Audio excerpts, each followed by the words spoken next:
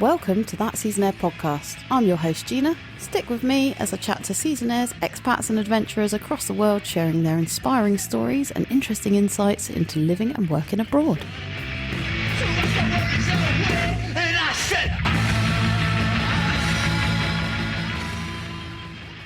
On today's show, I catch up with the one and only Big Chief Gnarly, Caleb Fields.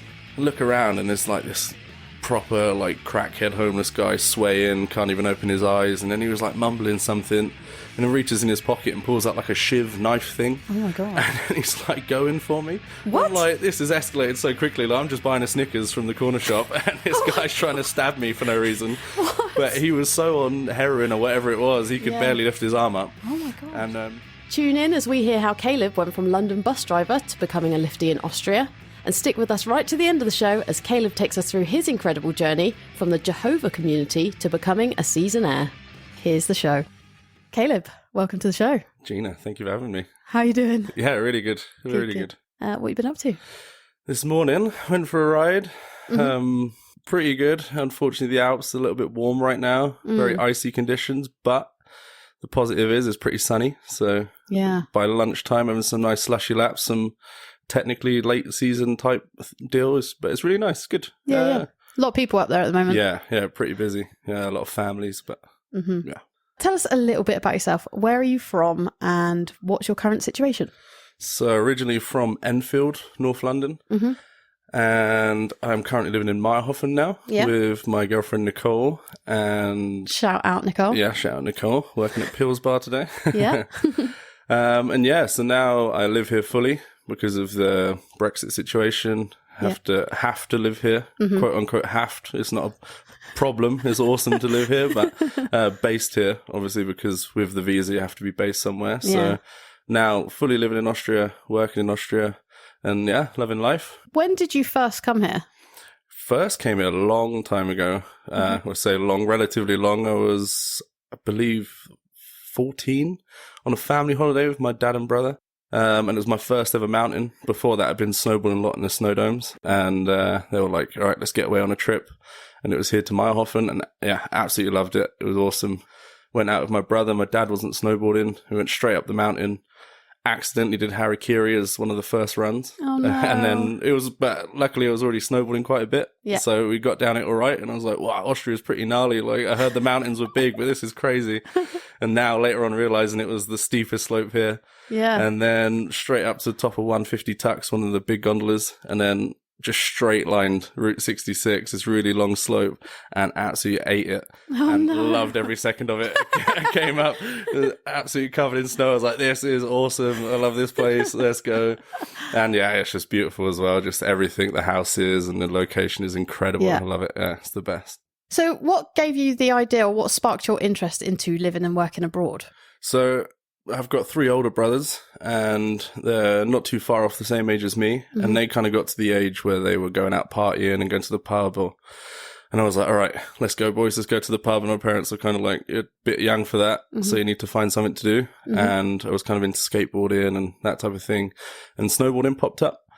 And then really got into snowboarding, like really got into it, loved it. And then from there, obviously everyone goes to the mountains. And from there on, saw the Seasonaire community and go into the Snow Dome in Hemel Hempstead, the snow centre. Met a huge community of people there. And yeah, just that was like the dream straight away. All these guys coming back and they're like, oh, I just come back from season.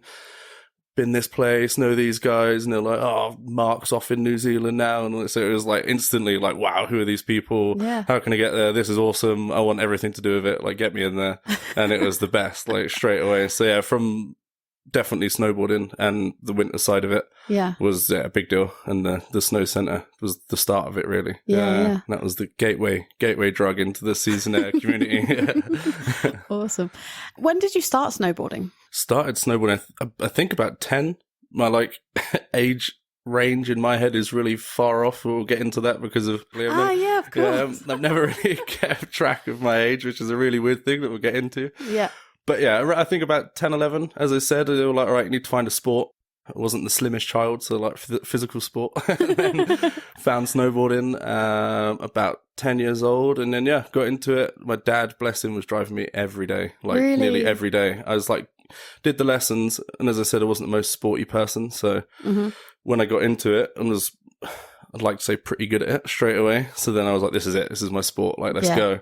And then just bugging him to take me every day, even up to the point when I started working there. And he'd drive me even to work. He's like the nicest guy ever. Shout out to Sean. He's amazing. He's like, even to shifts, and he's working himself, and he's driving me morning to evening. And it's crazy. And I would be there like open till close. They even gave me the job kind of because they're like, oh, you're here every day.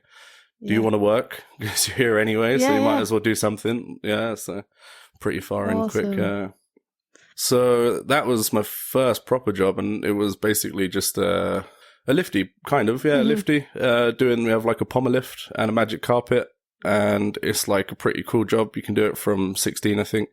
And you just sit there, watch the lift, but you get free riding passes, basically. You can ride as much as you like, and it's a pretty cool job. It's better than, I don't know, working at a corner shop or something. It's like, I work as a ski lifty in the middle of London. That's awesome. It's like such a cool, different job. So I was absolutely loving it. And I was there in between breaks. I was riding, like open till close, desperate to get to work. And then that transitioned from that into instructing as soon as I was old enough. And luckily, because the snow centre is very close to London, all the organisations work out of that centre predominantly. So a lot of the friends I made were already instructors, and they'd run the courses there. So it was kind of the progression up to that, and you go straight into it. And I think you can teach from 16, I believe. Wow. Oh, that's awesome. Might need to fact check that, but it's pretty young. It's like you can get in really early, and you don't have to be the best snowboarder in the world. You can be pretty okay and just kind of get your learning chops, and then you're ready to go. You can start teaching. It's an awesome job. Like, as I said, in London, it's way better than, I know, stacking shelves in Tesco's for your first job or a paper round. It's like, this is awesome. In a giant fridge, being a lifty, it's cool. Super cool. So cool. Yeah, amazing. You were in Hemel Hempstead Snowdome. Yeah. You had got into the scene a bit, met some people, like-minded people who love snowboarding, who've done seasons, things like that, and you were training to become a snowboard instructor. Yeah. What was your kind of plan from there?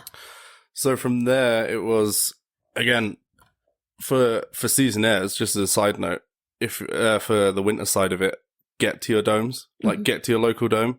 If you think about it, you have the whole Alps and the whole snow scene, and everyone in the summer, when the season finishes, come back to these domes. So you've got like this massive network of instructors, Seasonaires, ski bums, everyone from the mountains, especially in the English scene. I think even the Netherlands and now the US as well have a dome.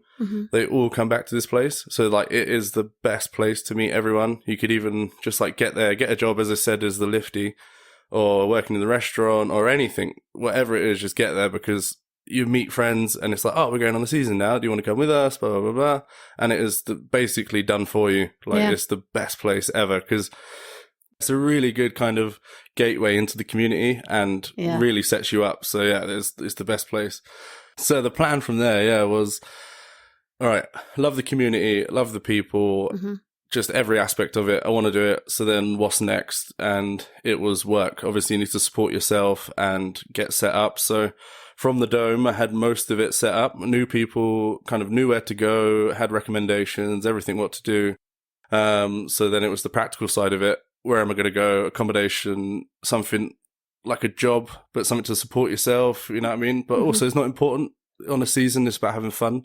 If you are going just for the season, then money shouldn't be the thing you're going for. If it's money, then go get a job, go sit in an office. But a season is to go get the experience, go have fun. So just do anything as well. Like leading on to it, I was driving buses in London. And in the mountains, a friend of mine was like, "Oh, why do you drive a bus?" And it was like, because this leads on to that, you know what I mean? And even in France, as stayed with my friend Jake Terry and Steve Terry, absolutely awesome. Again, met him in the dome, was riding with him all the time. Amazing guys. And I go stay in their house, and I was so stoked over this job. It was McDonald's in near Les Arcs, somewhere in the valley. And they were like, dude, they're paying like, I think it was like €14 an hour or something ridiculous to mop floors in McDonald's. And I was like, yes, oh my God, this is amazing. I was like, I'm going to be the McDonald's floor mopper guy, and it's going to be the best thing ever. Like, who cares what it is? So yeah, definitely, like, just whatever, you know what I mean? Just get out there. Like, just any job possible. But so for me, then I started planning and was pretty good at driving. And at the time in London, they really needed bus drivers. So I was thinking, okay, perfect. Every time I've gone to the Alps or wherever, they always have a coach transfer or a van transfer, whatever it is. So from there, I was like, okay, get good money from the buses, save up with that money and the license go out. And then that kind of sets me up for the season. And I have pretty good, consistent work through the season. So I signed up for London buses. I believe I need to get this confirmed, but I think I was the youngest bus driver in London. Really? Up to date. I think so, yeah, because I think it was 24 to get the license before. And when I joined, it was 18. And they have like two main instructors, one for North London and then for the other side of London. And they pass everyone. And he was like, oh, you're like the youngest guy ever. And there was another guy on there who was 18 and he didn't pass. So I was like the only guy. He was like, wow, really good. Like, you crushed it. So yeah, I need to get that checked because that'd be pretty cool if I was the youngest bus driver ever. But it was amazing. It was so funny because like this guy's come from my first ever job working in the ski dome, which is a bit weird considering like it's a very weird community to start with. Very friendly, awesome community, like love work, loving my job. And then I'm driving a bus in central London and I'm like skater guy, long hair, beanie, pretty laid back. And then I think it was the first day you do a round with a guy on the bus with you to help you out. And people get on, I'm like, oh, good morning, everything going all right? And he was like, what are you doing? Like, it's like, these people don't care. Like, they hate your guts. And they go into their, like, they're miserable. It's like 6 o'clock in the morning and they already hate life. The last thing they need is some kid like, oh, how's it going today? Having a good day. Like, yeah. And he was like, give it a week and you'll be over it. Like, you're going to, and then he was right. About a week later, every day, hundreds of people, same guys, like getting on and just, it was a nightmare. It was crazy experience. Like, but really cool. Like, just random, like gone from, again, in a dome, then I'm in central London in a double-decker bus, like crazy situations, everything happening. Where my route started was in North London, Edmonton, near the Tottenham football stadium. Okay.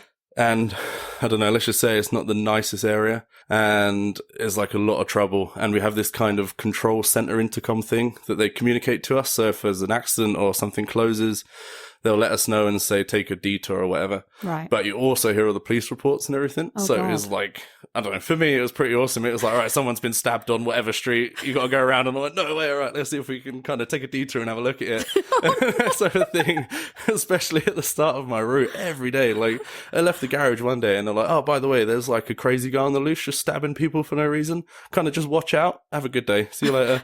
And I was like, all right, sweet. And like the second bus stop in, there's just a pool of blood and some police standing around it. Oh my God. And I was like, all right, let's go. Let's get through this day. Like, it was nuts. But we had perspex and stuff in the bus. But I think twice, once, both times at Christmas, actually. It was before I came out here to visit for about a month. I was in like a corner shop and then I got a tap on the shoulder from a guy really late at night doing the night bus. And you have 10 minutes at the end of your route to kind of do whatever, have a coffee or whatever. And look around and there's like this proper like crackhead homeless guy swaying, can't even open his eyes. And then he was like mumbling something and then reaches in his pocket and pulls out like a shiv knife thing. Oh my God. And then he's like going for me. What? And I'm like, this has escalated so quickly. Like, I'm just buying a Snickers from the corner shop and this guy's trying to stab me for no reason. What? But he was so on heroin or whatever it was, he could barely lift his arm up. Oh my God. And in these shops, because the area is so bad, they have like a guy chilling by the door or walks around the shop just to make sure people aren't stealing. And he just like bear hugged this like crackhead dude and chucked him out the shop into the railing and was just like, all good, boss? And I was like, I think so. I guess I go back to my bus route now. And he was like, right, see you later. Like, yeah, every day, like craziness and just oh my God. like drunk people whacked out on your bus, which was awesome because if you go over your like route time, if it's the end of your route, then you get paid double for everything. So you have these drunk guys on the bus, and because of England and health and safety laws and everything, you can't touch anyone. So you're just waiting with this drunk guy on your bus and getting paid double time. I think one time was 6 hours I had to sit on the bus because if you call the ambulance to get him off or the police, it's not high priority. because there's so much going on in this area. Yeah. Some drunk dude comfortable on a warm bus is not like, he's like, we're going to get to you, don't worry about it. So I'm just making bank, sitting there, just chilling with a drunk dude, like sitting next to him, arm around him, like, thanks, mate. Like, he just paid off my new snowboard for the season. Like, it was awesome. But, so then that was that was the job that kind of set up going away on the seasons and giving me something practical. So then with that, after that, now I have a bus license forever. And I can drive anything, double-decker buses. Like, they even did like a HGV license with me so I could deliver stuff to the bus centers. Oh, wow. So then, it was like really easy. They paid for your training and everything. And now I'm like qualified bus guy, which is ridiculous, like absolutely ridiculous. If anyone knows me, it's like whoever gave me that license should be fired, and there should be an investigation into who is checking and doing background checks of people, because it's ridiculous that I should be in charge of that much. Like, I don't know, what's the word? Yeah, it's a lot. It's a lot of responsibility. That's the word to give to me, but. True. But yeah, it was good. Really good. Yeah, fun job. Something different. Yeah, definitely. Wow. So we've kind of jumped forward a little bit there, but having had a chat with you previously, I know it hasn't always been as easy for you to go out and do these things. Just tell us a little bit more about your background and where you've come from. Yeah, so let's get into the meat and potatoes of it. Because you're kind of like, all right, whatever, you've done a season, cool. Like, cool story, bro. Cool story, bro. Who hasn't? Like, yeah, well done. Got the t-shirt, whatever, get out of it. But yeah, no, so yeah, I mean, really random, even for a lot of people that know me from the Snow Centre and that community. So I grew up as a Jehovah's Witness. Mm-hmm. And for people who don't know about Jehovah's Witnesses or that type of thing, it's basically just very devout Christians. And yeah, my family situation growing up was pretty normal, nothing terrible. Mum, dad, I've got 4 brothers. And yeah, pretty normal, like nothing crazy. But as I said, it's very conservative Christians. So like to the point where like swearing in the house, even something like that, or if we go to the local church or whatever and you get picked up for swearing would be like, wow, my god, he's like the devil, get out of here, something like that. Really? It's very, very strict, like very strict. Like we have a lot of nuances, like birthdays. Never had a birthday. That's why my like time frame of my years, like when I started something, I just didn't have birthdays, so never used it. Like if you think about it, if you don't have birthdays, other than doing paperwork, you wouldn't know. Yeah. And even like my dad would go to the hospital or somewhere, and they'd be like, all right, can you write down your information, date of birth or whatever? And then it'd be like a chain reaction. It'd be like, all right, what's your birthday? And I'm like, Dad, what's my birthday? And then Dad would be like, all right, let me just call your mum and find out what your birthday is. And it was like, no, I never used it. Like, and I had no reference. Like, it'd just be every now and then at some point in the year, it'd be like, oh, by the way, you're a year older now. And I'm like, oh, cool, right, whatever. Like, I don't even think about it. You know what I mean? And then, everything to like Christmas, don't do Christmas. Pretty much any public holiday you can think of, we don't do anything. New Year's, Halloween, like, and it's crazy now. It's then had this quite weird thing where it's such a tight-knit community. You can't even, you're not really meant to even mix outside the community. Okay. So I'd say it's kind of like a futuristic Amish where you're like in with everyone. Like the saving grace is you can go to public schools, you can have a normal job, but outside of that socially, it's very much for the community. If I was, I don't know, at school and after school was hanging out with some friends from school that aren't Jehovah's Witnesses, there'll be some questions like, all right, what are you doing? Why are you hanging out with these guys? You need to come back. Like, so then that was the hardest thing with seasons and kind of snowboarding, snow center, everything, and trying to get out was, how am I going to explain, like, I can't even go to a birthday and I want to go to a season. And for these guys, like everything, like imagine a season, for most people, you go on a ski holiday and it's like, oh, après ski party, whatever. And it's like, how do I get away with that? Like, oh, I'm going to go have a nice Christian time in the mountains and not touch a drop of alcohol. And you know what I mean? Like be a good Christian and just enjoy some skiing, go home, read the Bible. And it's like not possible. So it was a very interesting thing to get around for most of my life. But yeah. It's really weird, as we were saying earlier, a lot of people will say to it and they're like, no way, like whatever, you're some Christian, like whatever, is absolutely nuts. But but it's strange now looking back at it. Like I'm out of the community now, and as I said, I'm living here in Marhofen, I'm doing seasons, very happy, like everything, and I just forget about it. And then I'll say something, or like it'll come to Christmas and Nicole's like, oh, what you got me for Christmas? And I'm like, oh, he meant to get gifts for Christmas. Like, oh crap, I've got to do stuff. Or like, no, New Year's is going on. I'm like, oh great. Like, or Christmas Day, like Christmas Day before, everything's shut. Yeah. So we'd just be at home, and it was the worst day ever because everything's shut. We couldn't do anything. It was like, great, Christmas sucks. Like, just shops aren't open, and now I've got to sit and we can't even watch Christmas movies. Like, really, dude, in the car, like if a Christmas song came on and you were with someone who's pretty devout, they'd be like, oh, turn it off. Oh, like flipping, get it off. Like Christmas music. Yeah. Really? So like flicking through the channels, and it's like Christmas stuff, and it's like, all right, can't watch that.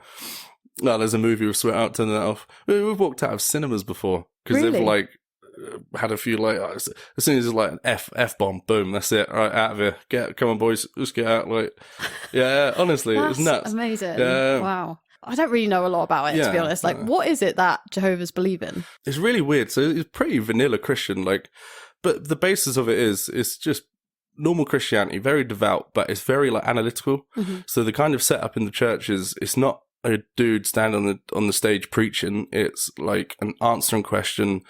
You have to study the Bible. When I say study, it's like legit study. Like there'll be a translation of the scriptures and you look at the Hebrew of it, you look at the ancient Greek. It's like very much not just go to Sunday mass, whatever, listen to some dude, and then go outside, go party for the weekend. It's like, that is your life. That is everything. Like community, everything else is second to that. So like jobs, education, whatever, like you're in that. So I think from like baptism, for instance, is your choice. So you don't get baptized as a child. You don't have like christenings. You choose to be baptized and then you're into it and then you're kind of locked into it. And after that commitment, you're in. And that's the other thing with it is where it kind of veers away from quite normal Christianity is if you go out of the community and you sin and you're non-repentant, you don't like want to be back into it, you're completely exiled. Right. So like, I don't know, you sleep with a girl outside of marriage and then that's it. Boom. See you later. They publicly announce it to your kind of community.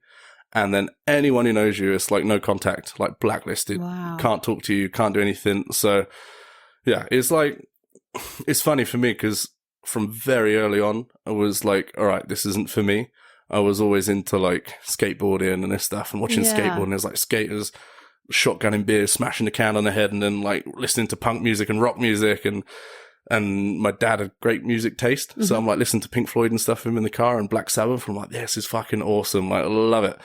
And then it's like that contrast in my head and I'm like, well, this music is the devil's music, but it's fucking sick. Like, I love it. Like, this is so good. So from early on, I was like, this is like, for me, it's not for me. I'm kind of waiting. But then it's just that thing of like the very harsh, like, if you grow up in it, it's your community. That's everyone you've ever known, any friends or family, that is everyone. So if you're kicked out, you're kind of on your own. You're like out there. You got to restart again. If you have been really devout to it, then you're kind of just this weird guy who's like, yeah, we go to the pub and we can talk about the ancient Greek scriptures of Noah's Ark, and you'd be like, oh yeah, you want to talk about the dimensions of the Ark? Like, and we'd be like, what are you talking about? So for like most people, it's pretty tough. Like, but I think for me, thankfully from my dad, I got this like ridiculous positive mindset where it was like just funny, and it was always just a bit of a funny challenge to get away with stuff. You know what I mean? It was like, I wasn't too stressed that I don't think Jesus was sitting on my shoulder and he's going to like strike me down if I have a cigarette or I don't know, do something. So it was kind of just, I don't know, a bit of spice to like do something, like just going out with your mates. Like I remember going to a mate's house just to play Xbox. Yeah. And I was like, this is the most exciting thing ever. Like, oh my God, if I get caught, I'm going to get kicked out. Like, oh, this is crazy. And it's like just around a mate's house, like just playing Xbox.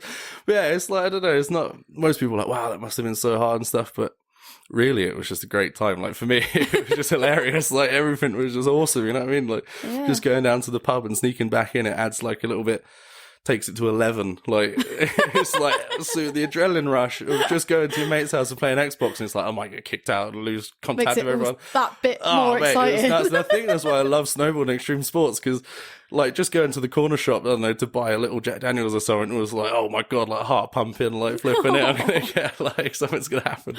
But I know it was awesome. I love it. So was your dad not in? Yeah, no. So grew up in it. Completely grew up in it. Like, born into it.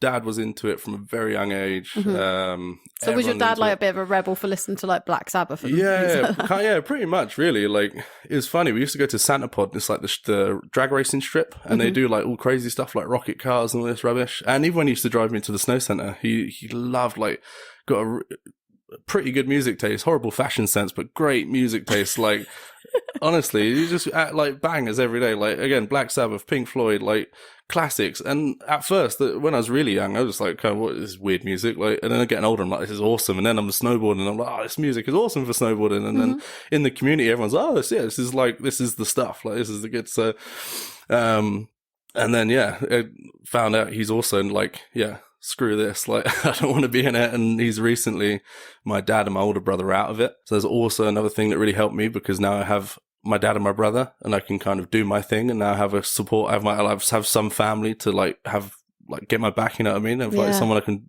be with at the end of the day. Yeah. So, pretty much a rebel, I reckon. Like, like secretly, he was always, he's a caretaker of a school, and he's always got the builders around, and I always hear like the odd like effing and jeffing, and I'm like, ooh, Dad said a naughty word. Like, no way, he's want to check him out. Like, old high priest over here, like dropping F-bombs. Like, no way. So, but he definitely wasn't the reason, like, for me to go, for sure. Like, but that type of influence was like a very good influence, because it was like gave me, I don't know, perspective of the real world. And as I said before, like, the real saving grace is you can go to public schools and work normal jobs. So you do mix with people. And that, on top of me kind of being like, I'm not interested, really helped, because then I'm not just stuck in my community. And I mean, there's some guys that are like homeschooled, and they're so like, like Amish people, like, they're crazy. They're such closed off, like, don't really know much about the world. And it's a really, really strange community in some aspects. But I'd say on the whole, it's I don't know, it's cool. It's a different way, like a different way of life. A lot of positives, I'd say, as well. Really? Yeah, a lot of positives. So, like, the community is really cool. I'd say for my age, I'm quite mature. I've been told I'm quite mature. And I think that comes from, it's a very old school type of community. So respecting your elders, and very good work ethic. When you're studying, you have 2 church meetings a week, which are like, I'd like to say 2.5 hours a piece. As I said, full study, and not just listen to some dude. It's like legit study. And before that, we had to go to someone's house, and we have like a study group, even smaller, and really go into depth. So then that kind of was, a good work ethic in a type of sense. And at these meetings as well, you do public speaking. So from a very young age, you read passages of the Bible and do talks about the Bible. So it could be any subject, say Garden of Eden or something, and you have to study it and come up with a talk about it. So again, you're not just preaching, you have to look at aspects of it and really like talk about it and research it. So that was awesome for me. Like, most teenagers can't even speak to a stranger or like get a word out of them. But for me, I'm already talking to a couple hundred people at these church things. And like, so that kind of is a really good thing in the world, to be able just to talk and just communicate with people. Public speaking's crazy. Like, for most people, they couldn't even fathom it. But for me, I can't shut up, because it's like, I love talking to people, and they've given me these skills. And and they'll even they give you pointers on it, like modulation and pronunciation and projecting and all this stuff. So I mean, my older brother, he did like the really big, we did like stadiums and stuff. Wow. And we have this one meeting place, forgot the name of it, but it's like a couple thousand people, and he'd do talks. He'd be on the stage talking to a couple thousand people, again, in depth about like Dead Sea Scrolls and history of the Bible and all this rubbish. So it was like, not rubbish, believe it or not. But that type of thing is really good, like really helpful, really cool. And then gave me a good kind of setup for life in that sense, where it's given me these really cool skills separate of the beliefs and everything to help me along. So it's not all terrible. There's some silver linings to it, but just as a lifestyle aspect, if you're not in it, you're out of it. There's no hot and cold. It's like you're either married to Jesus and the ideology, or it's like out, you're gone. Like, see you later. So but I mean, make the most of it. You know what I mean? Mm-hmm. Yeah. So your mum is still in it, is that right? Yeah, so mum's still in it. Little brother, he's still in it. So as far as that goes, we like could communicate, you know what I mean? But it's just not going to happen with my lifestyle. I'm not, I'd like to think I'm a model Christian in most things I do, which I'm definitely not. But it's just, it's not possible, you know what I mean? Like, I can't live how I want to live, which is pretty normal, and be in that community. It's just, as I said, it's in or out. Like, there's no in between. There's no grey area. you're either in it, and if it's not like a normal Sunday church where it's like, right, I'm going to go Sunday mass, and then I'll go down the pub with my mate and do whatever, and then just ask for forgiveness on the weekend. It's like in there. You're in the community, like... Yeah. So it was a bit problematic with the seasons and trying to get away to the mountains. Yeah. Yeah. So did they have other plans for you? Oh, for sure. Yeah. So at this weird period where I kind of finished school, absolutely hated school. It was like prison, honestly, every day. It was like, absolutely hated it. But it was awesome because I kind of got away with it and I was with quote unquote normal people. And why did you hate school? Oh, I just absolutely hate school. It's just the way. It literally is prison. Like, you get there, you can't leave. You got to be there at certain times. It is the worst. Like, don't get me wrong, I love education. Yeah. Like, I love science. I love everything to do with education. Just like, for me, the school system just sucks. It's the worst, man. And like, if you can't sit down in a room, sit still for 6 hours straight, it's like problematic. No one can do that. You know what I mean? You got kids, you got people who are like filled of hormones, and you're like, all right, sit down, don't do anything, and listen to this boring person who hates their job. Yeah. And like, it's impossible, you know what I mean? And it's like, they know that one subject, and you ask them a question outside of it, and they're like, oh, no idea. Yeah. Whatever. Why are you asking questions? Stop back talking. I absolutely hated it. Especially from like snowboard community. It was like rebellious, but like, you know, it's just thinking outside the box was not in their wheelhouse, and it was just so frustrating. So some cool teachers, but generally, absolutely hated it. Prison sentence for however long school was. Yeah, so as soon as I got out of prison / school, it was basically full-time preaching. So the other thing of Jehovah's Witness you might notice is we knock on your door ridiculously early in the morning and piss everyone off. Piss myself off, because I'm the guy who's got to flip and wake up before you're awake to knock on your door and tell you about Jesus. Oh, God. But yeah, so they work on kind of like a time system. I don't know how, like, what's the word for it? It's like, I don't know, time system. Like, it works on, you do a certain amount of hours. Okay. What's like a normal working week? 40 hours? Say that, pretty much full-time job in preaching. So your average kind of witness would do a couple hours on the weekend, every weekend. Oh, wow. And if you want to be a full-time preacher, then it's like a full-time job. You're out every day. They've got these new things like carts. And you stand out in the city centre. I used to be in central London by the train stations, like, with a cart that says, like, the world's going to end. Take a leaflet, like, save your soul and all this rubbish. And I'm like, yeah, it's crazy. And then on the weekend, snowboarding, getting messed up, like having a great time. And then telling people they need Jesus, like, when in fact, I needed Jesus. Like, very, like, hypocritical. But yeah, so that was pretty much the, like, plan. All my older brothers went to this place where it's, like, they print the literature, and it's like their, what's the thing, where the priest lives? What's that called? Or where like nuns live? Convent or something like that, pretty much, yeah. And you see my religious knowledge is great. But yeah, anyway, like they're like live and work and everything's provided, and it's basically like their place.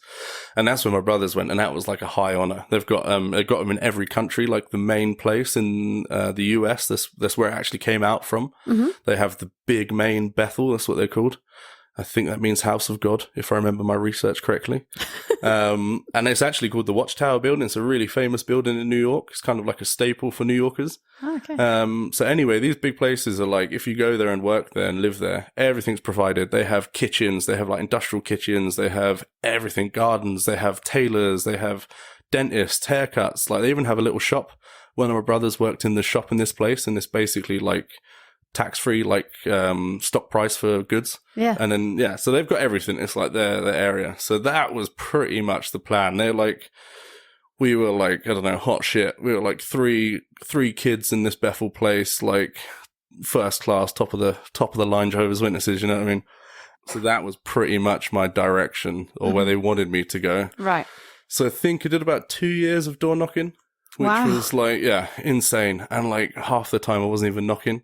We'd be like on the street, you meet super early in the morning, no matter the weather, no matter whatever. Like, if anything, if the weather was crap and cold, they were like, oh, you're so like righteous and amazing. You know, the crap of the day, the better it was, and they loved it. And it was terrible. It was like, oh my God, it's like pissing down the rain, and like, oh, God's going to bless you so much. And I'm like, really don't give a crap about blessings right now. I'm so cold. Like, I just want to go inside.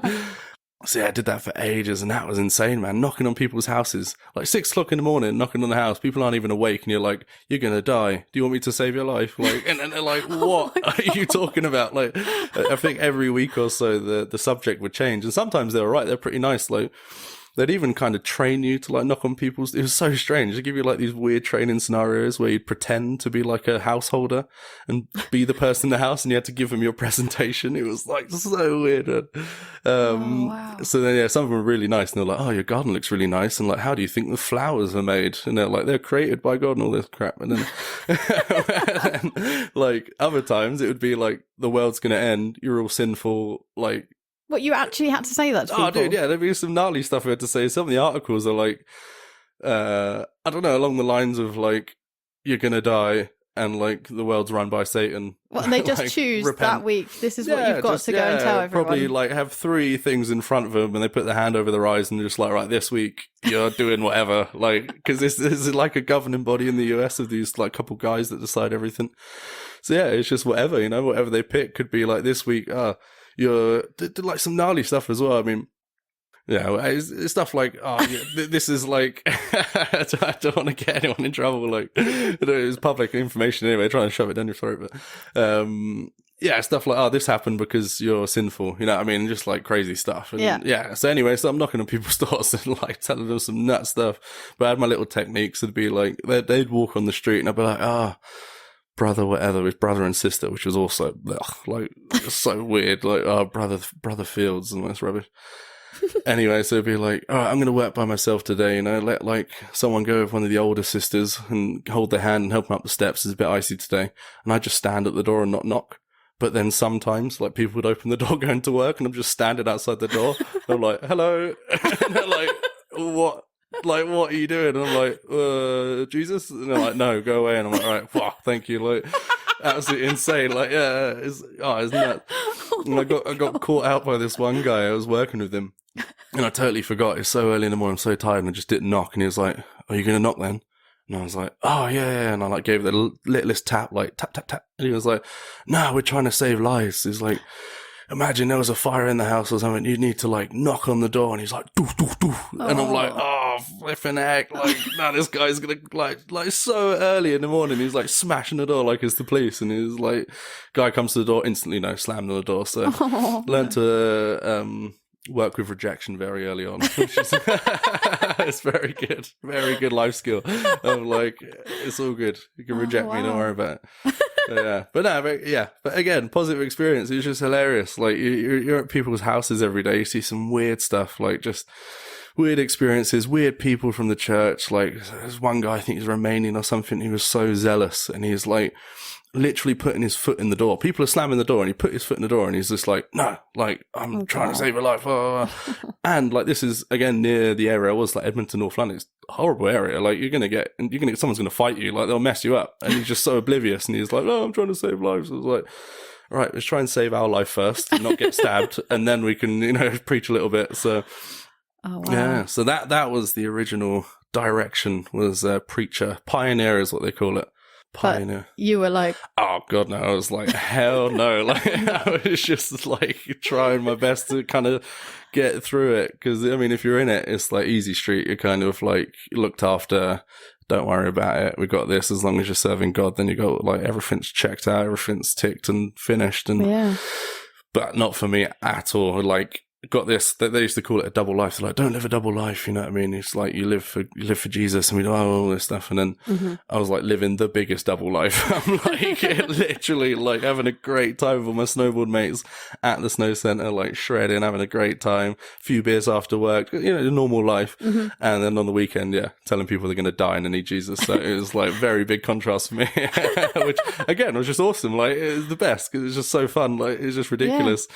And even at work, man, people like I used to know turning up from the church, and I'm like at the smoking area of the snow centre, like having a fag, and then they drive up in the car, and I'm like, "Oh shit," and I'm like flick it off into the bushes, and they're like, "Oh, hi brother Steve," like trying to find chewing gum desperately, like, "Oh bollocks," like, "Oh no, I just got to ride off," like, or I'll be up in the bar with my mates, and like I didn't tell anyone. I wouldn't say ashamed of it, but like 15, 16, and it's so weird. Like I wouldn't say I don't know, you know me, I'm pretty confident. I'm not like, I'm embarrassed of this, but I was still in it. So then people would be like, oh, come round for a birthday party or something. And I'm like, oh, no, I'm busy, man. Like, schedule's stacked. Like, I can't do it. You know what I mean? But in actuality, I was like, can't, because if I get caught, that's it. Like, so, I'd be like in the bar with my mates chatting. Oh, yeah, do you see this online? All this rubbish. And then someone turns up and I'm like, oh, crap. Like, please don't come over and talk to us. And like, I've been on the slopes, like, you know, doing whatever, messing around. Oh, that was fucking shit. That front board sucked and whatever. Like, you know, screaming across, fuck you, Steve. Like,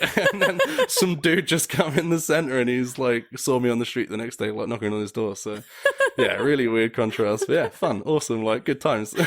Really good times. I loved it. I think it's incredible. You got such a positive attitude about it as well. So. Yeah, I don't know. Again, I think it comes from my dad, man. He's like, oh my God, the guy is like sickly positive. He's like, he's definitely installed it in me. I don't know. He could like, the house could be on fire and he's like, well, at least we're warm. Like, he'd just be there like rubbing his hand like, oh, this is toasty, isn't it? Like, it's insane. Like, and he's definitely passed it on to me. Like, it's crazy, cool. which is good. Like, really fortunate for it. Like, it's the best thing, having a positive mindset. Like, a bit annoying, definitely for Nicole, when it's like, you've crashed the car, and I'm like, oh, new car, great. Like, she's like, no, you idiot. Like, that's bad. And I'm like, oh, okay, crap. Like, I guess it's but no, for sure. But yeah, it's good. Definitely always a positive. Yeah, like always a positive. But yeah. So you were allowed to go to the pub and you were allowed to go snowboarding and stuff like that. But then when it came to going on holiday snowboarding and things like that, did you then, I guess you had to make excuses and stuff? Yeah, so that again, adding to the spice of life. It was awesome. Like, it was just so yeah, you can pretty much do anything. Like, it's very weird. It's strict in some senses, and then in other senses, like, you can do whatever you like pretty much, as long as you're in the community. But then the community sucks. Like, I mean, in actual life, they're not the funnest guys to be around. Right. So yeah, so like holidays, like I have this massive community of guys I know and love, and like the crew at the Snow Centre are awesome. Like, shout out to everyone at the Snow Centre, the best guys, riding every weekend. And they're like, right, off for season. Oh my God, Caleb, you got to come visit. And I'm like, shit, how do I like figure this out? So for their side of it, whatever, I can go stay at someone's house, I can sleep on a sofa, I can do whatever I can to get out there. But it's like family side, how do I explain a week away or something? Yeah. So like, I'd come up with the flimsiest excuses. Like, there was some guys up north that went on a snowboard holiday once, and already in the UK it's not a massive scene, and then within the Jehovah's Witnesses it's like 0.1% of them do it. So somehow, big community, know everyone, they were going on a ski trip, and then hooked up with them, went out with those guys, and then these guys basically become the excuse for everything.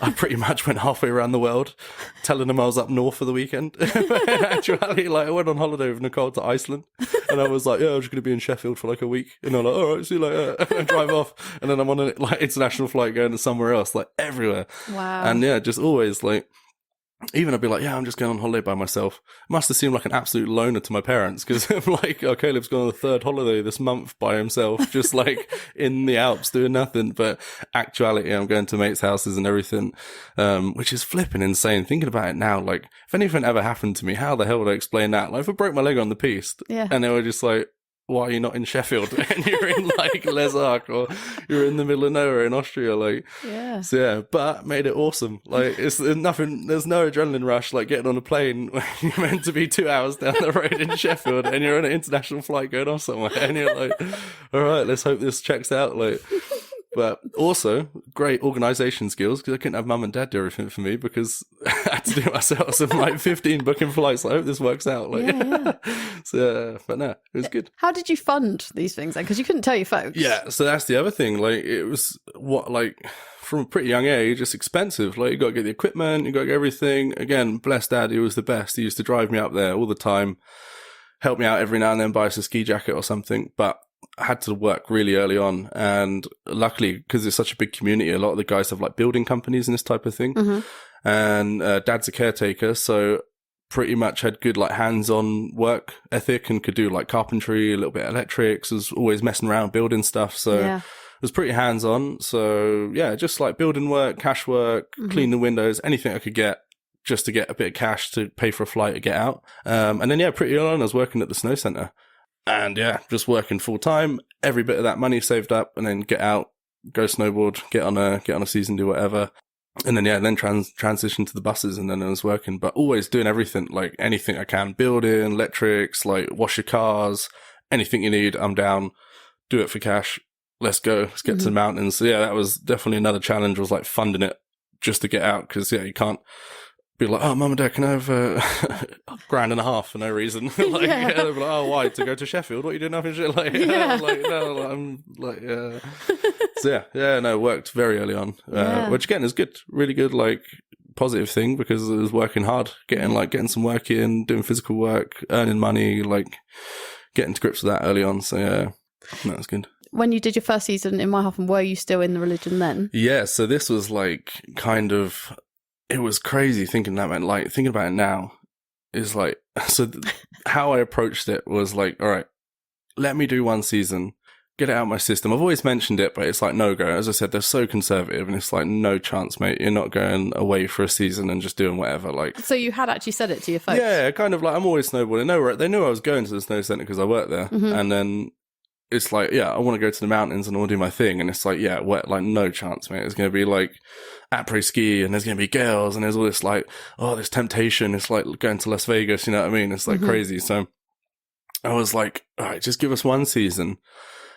I'll go out there, I'll be a good boy, like try my best to not do anything bad, and then come back, and then I'll be like, you know, high priest or whatever you want me to be, and settle into it. Who cares? Like, as long as I can get it out a little bit.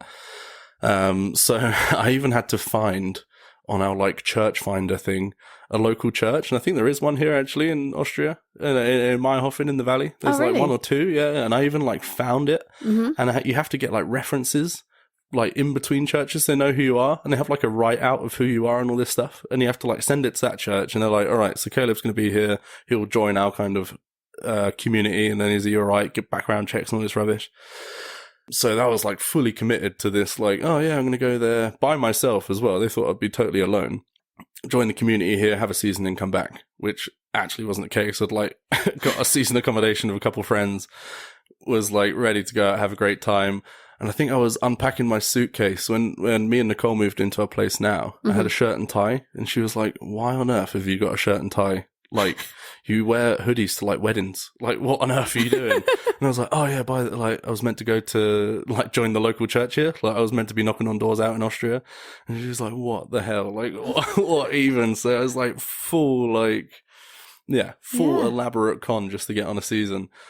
That's mind-blowing, man. No, it was crazy. It was mind-blowing for me. I'm surprised they got away with it, even getting out there. I was like, wow, they like fell for it. Like, so did your folks know about Nicole? So when did you meet Nicole? God, no, I met Nicole a long time ago. Like, we were working together.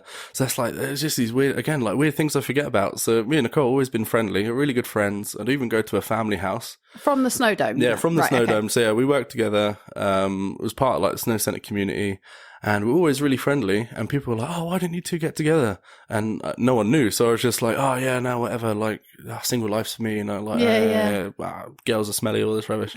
And then, like, actually, I'm like, I can't, because then I'll be like, you know, on the Satan side. So even she didn't know. And she was like, oh, I thought you were just like a guy messing around, and you know what I mean? Just a standard guy, wants a bit of tail, and he's not interested, and he's just like messing me around and whatever. And I was like, no, I'm actually a really nice guy. Just haven't got a choice. Like, I can't be with you. And then, in the season, so the first season I did, the first actual season, I spent a lot of time in the mountains before, as we said, secretly. But that first official season was lockdown season. And got out, we got like, finishing the buses now, plans coming together, got my money ready to go. And then it was like, stop-start, whether it's going to happen. It was like, all right. We're opening, but there's restrictions. This was the second lockdown, and it was very early on, and it was like, oh, are we even going to be able to get out on it? Like, is it going to happen? If not, are we going to get stuck in Austria? Like, no one knows what's going on. Yeah, and this was just before Brexit as well, right? Yeah, literally before, like... she had to be here. Yeah, crunch time, like, get out or you're stuck and nothing's ever going to happen, you know what I mean? So it was, like, super stressful. I've got, like, one side this like whole made up scenario of like my priesthoodship in Austria that is absolutely no basis to it. And I'm like making it up as I go along, asking me questions about it. And I'm like, oh yeah, the brothers in Austria are so excited to see me. I haven't chatted to no one. Like, I don't know anything about it. And on the other side, I've got all this like work and stuff I've built up to getting on the season. And it's like teetering on not happening, gonna happen. Yeah. Last chance for like, this is the one season they said, yeah, go for it. You can do it this time. I remember I was on one of my last shifts on the buses, and our kind of friend group that were coming out were discussing it, and I was like almost coming to tears because it was like maybe it's not going to happen. They were like announcing restrictions, and then luckily it was like, fuck it, let's just go for it, let's get out. I like went absolutely ham on paperwork. I had like 50 bits of paper, like anything you needed basically I got, and I went over the top, all the restrictions, all the visas, all this rubbish. Basically got to the Eurotunnel English side of all this stuff. We're like absolutely so nervous. Like, are we going to get turned round? What's going to happen? And the flipping lady didn't even check my paperwork. She didn't even look. And I was like, are you having a laugh? I've been like sweating bullets, like crying over this, like stressing. And she didn't even like, not even glance at it. And I was like, I want you to check it. Like, look through this. Like, come on. Like, oh my God, I was so pissed off. I was like, all this work for nothing. But then it was like, oh my God, right, we've made it through. Let's go. Like, absolutely ecstatic. Like, best way to start the season. It was like won the lottery. It was like, all right, we got in. Let's absolutely send it to the Alps. Let's go. Yes. And then, so then it was awesome. Like, awesome drive over. Super stoked. Got in. And then, and then lockdown started again for everyone. And the second one. And then again, like, massive stroke of luck. Austria were like, screw this. We're opening the mountains for locals. If you're here and you live here, you can ride. Go for it. Have fun. And unfortunately, I don't think most people want to hear it, had the best lockdown ever. Like, we were was very awesome. fortunate. Yeah, I mean, don't get me wrong. I did work through the buses, central London, through the first half of it, and had no time off as an essential worker and all that rubbish. Yeah. Like, worked through it. So it was like a bit of relief. It was a bit of karma, like, to get away. But it was like one of the best seasons to start on, like, super lucked out. No one here. Mountain was like free reign. Snow was awesome. Like, so good. Like, really good. Yeah. Best season to ever start, kind of peaked my first season. So it's all downhill from here, I guess. Like, so yeah, no, that first season was like, I don't know, one in a million, I guess. Like, everything from every angle was like crazy. Yeah. And then it worked out. So then we were here. There was no work. Everything was shut pretty much. So luckily, all the work I put on the buses was paying off, and I had a little bit of money from that. And then, it was like, all right, let's stay. Let's go for it. Let's just stay here for the season, enjoy it. This is, never going to happen again. And then coming to the end of it, it was like, oh crap, I've got to go back to real life now. I was like, I've totally forgot about this. I've been having a great time. You know what I mean? The first time in my life I can actually hang out with mates. Like, I can go around someone's house and not think I'm going to be struck by lightning. Yeah. Or like something crazy like that, you know what I mean? So I was like just totally lost in it, in the community. Finally, like, can do what I want to do. Yeah. And then season coming to an end. And then it was like, oh shit, like, what do I do now? Like, I have no idea. And as you said, Brexit is also coming. So it was like, all right, what's the plan? What are we going to do now? And then even through that season, I didn't tell anyone about the whole Jehovah's Witness thing. No. They still didn't know, really. Like, I think I mentioned it a few times to people, and they're kind of, oh, cool, whatever. And then I said to Nicole, she was like, oh, so like, what about us? And I was like, so I kind of got something to tell you. Well, she still didn't know. No, they really didn't know. We had like arguments and everything. And she was like, you're such a dick. Like, you're fucking playing me on or something. Like, and I was like, oh, yeah, by the way, this, and explained everything to her. And she was like, oh my God, like, could have told us. Like, you fucking idiot. Like, what are you going? And I was like, no, I guess so. I was like, just haven't told him for so long. And I was kind of like worried about it. And she was like, no one gives a crap. Yeah. Like, what are you talking about? So that was a big relief. And then it was like, okay, so where do we go from here? And she was like, right, well, let's get together. Like, we can be together. And I was like, I guess, but if I don't go back, then I don't go back. Yeah. Like, it's kind of a big deal. Big like, thing, yeah. I'm going to be like kicked out, man. This is it. Like, and then, and it was like Brexit as well. So it's like, if I go back, I can't really do seasons properly anymore. I can't live somewhere like, so then another crunch time. And it was like, sack it, let's go for it. Like, I want this is what I want to do. Wow. I'm not going to go back to that. And it's not what I want, you know what I mean? It's not my life. And whatever, if I lose that community, it is what it is, but I'd rather be happy doing what I want to do and enjoy it. And it's such an awesome community. Like, there's nothing like it, you know what I mean? When you get here, it's like, wow, everyone does it. Everyone comes for a holiday and they're like, this is it, I'm staying. But it was just that times 10. It was like, all right, I'm committed, I'm in. And then, then it was the practical side of it. It was the visas, which thankfully for us was, I'd say, pretty easy considering. I think we were kind of grandfathered into it because we were here pre-law. So it was a couple of days in the grinder, a little bit of funny business from Austrian government and whatever. But at the end of the day, we got our visas and it was pretty simple, like a lot of paperwork and that type of thing. But relatively all good, got everything. And committed to being here, and got a place with Nicole, got all sorted out, and we are Austrians. We're here, residents now. Residents here to stay, here to have fun.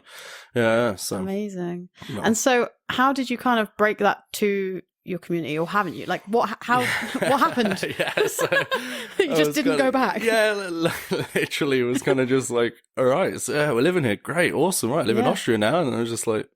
Didn't tell anyone, and then it was just it. I was like, I'm here. Oh, wow. And then I think, I told Dad and my brother, and I was just like, I'm staying in Austria now, great. But everyone else is kind of like, I'm not going to tell anyone, I'll just kind of wait for it. And then, I was just left it. I was just like, I don't really want to I don't know, I didn't want to face it, you know what I mean? And it was also as well, there's no talking to them as a community is like, I can't explain it, I can't get around to it, so then what's the point? You know, really, like, it's just going to be, leave it as it was.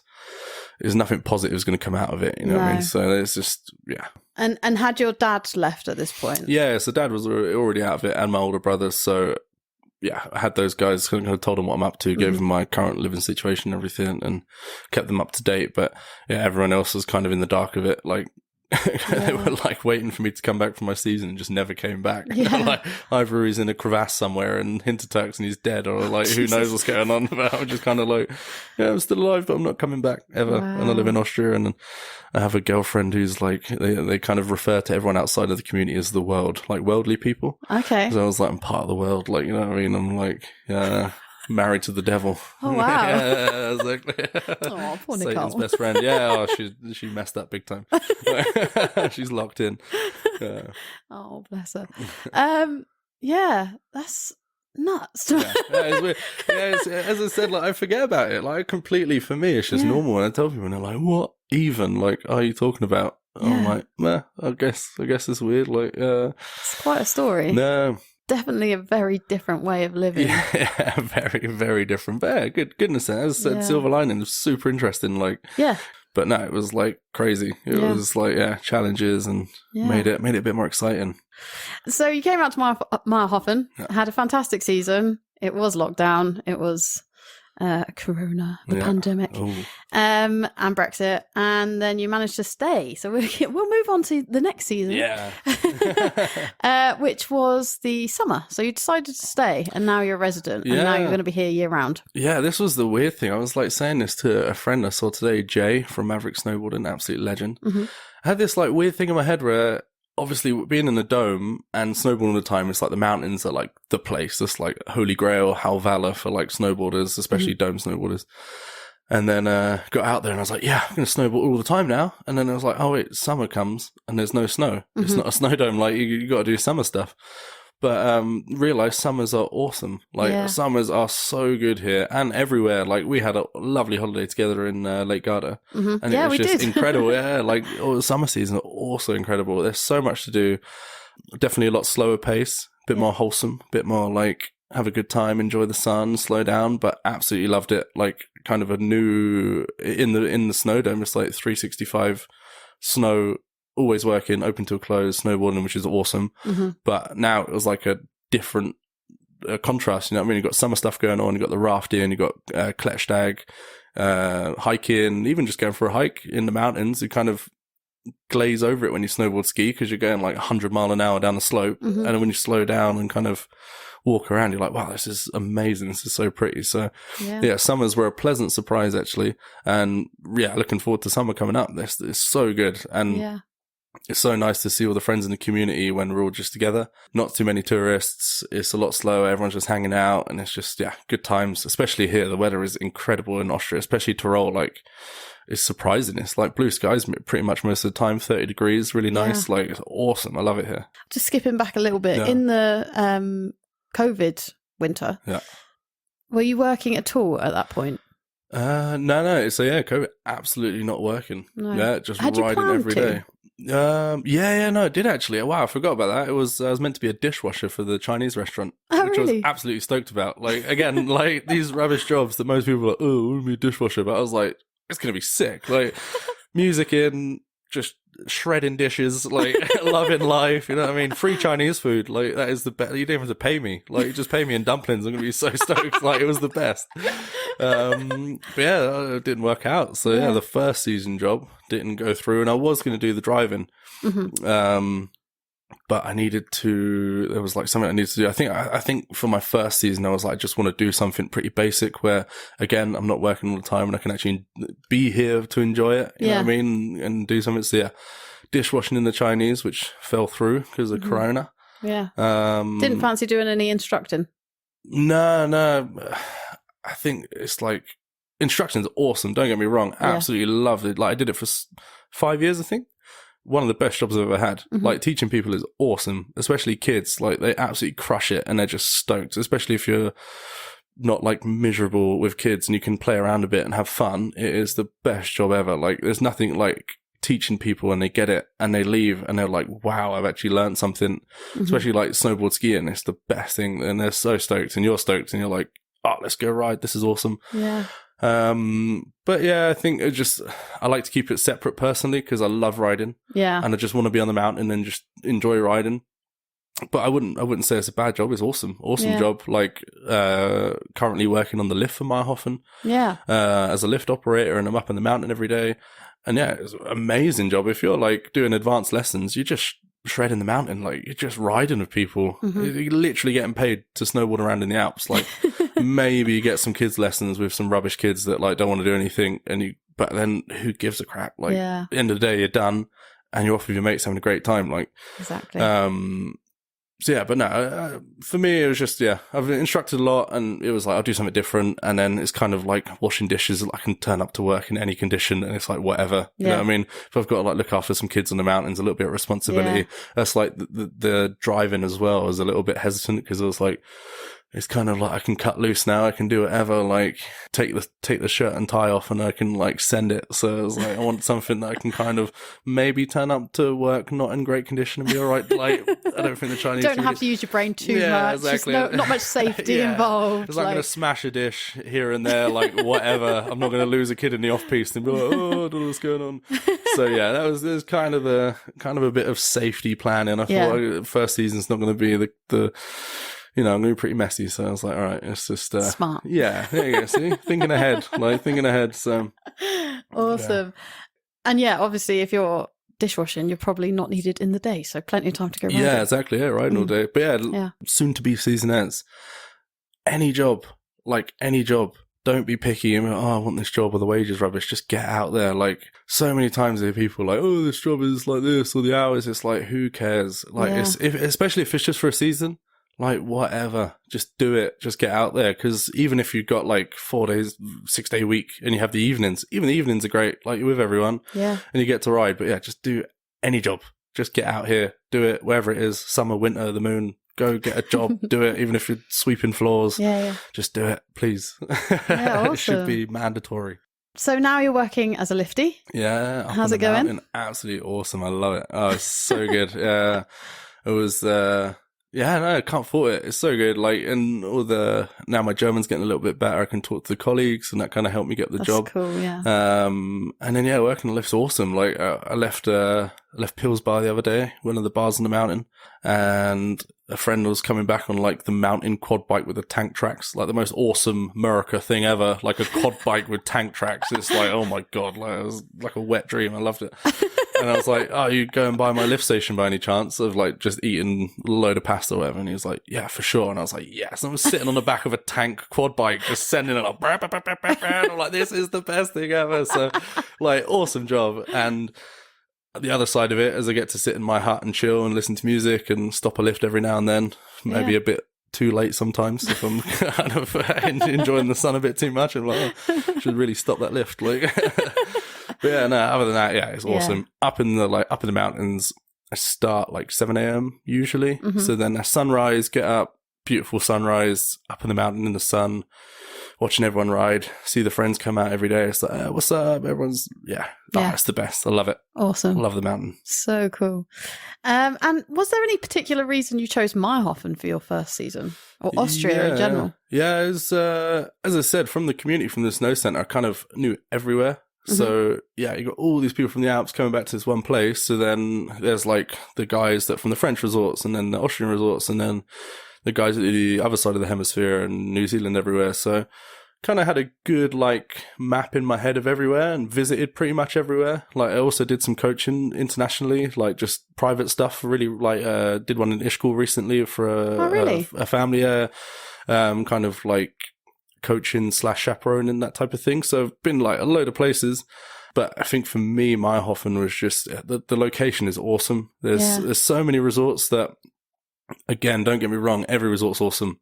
There's no bad resorts. Like, if you're out anywhere, it's good. There's always good points. But here is just especially perfect. Like, not too far from an airport. Innsbruck's just down the road. Yeah. You've got Munich. Really accessible. Some other stuff going on. And also the community is awesome. Like, everyone here is so cool. It's really nice. It's pretty much, for me, perfect place. You've got Hintertux high up as well. You've got that year round. And then all the way down to the low resorts, which are awesome when the snow's good. So, yeah, as a kind of balance from everywhere, Austria was perfect for me. And just generally, like, cost of living, even the culture, like, it's awesome around here. It's kind of like drink beers, be merry. Yeah. Bit of folk music. Like, it's just, it's good laugh, you know what I mean? A bit of like yodeling, a bit of howling and dancing in the beer hall. Like, it's just, it's awesome, man. It's a bit of you. No, a proper bit of me. Like, it's amazing. Like, you get, especially now getting into kind of local community and just talking to everyone and getting to know the guys. They're awesome. Like, they're absolute nutters. They're all farmers and like having the best time. And I love it. Like, can't get enough of it. Amazing. Love it. So I am going to move on now to the questions because I think we've covered everything else. So yeah, you've been to quite a few different places. Do you want to name actually some of the places that you went to for either ski holidays or like extended periods that weren't quite a season? Yeah. So Les Arcs quite a few times. Seeing the Terrys. Shout out to the Terrys. Absolute legends. French Alps, Les Arcs, Chamonix, a lot of that area. A lot of solo trips as well were through Ischgl, Obergurgl here in Austria, Meyerhofen, obviously.